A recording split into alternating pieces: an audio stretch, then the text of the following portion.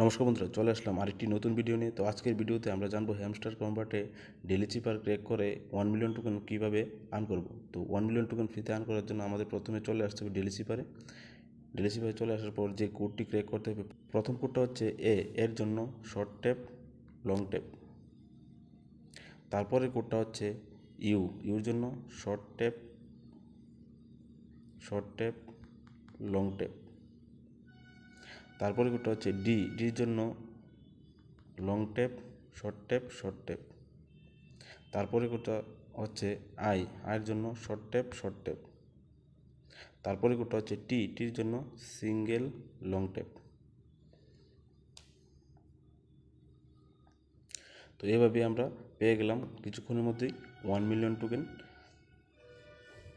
তো যদি ভিডিওটা ভালো লেগে থাকে তাহলে ভিডিওটি একটি লাইক করে দিও, আর কমেন্ট বক্সে কমেন্ট করে দিও, আর চ্যানেলটি সাবস্ক্রাইব করে বেল আইকনটি প্রেস করে দিও। তো আজকের ভিডিওটা এতটুকুই, মিলছি নেক্সট ভিডিওতে। Thank you.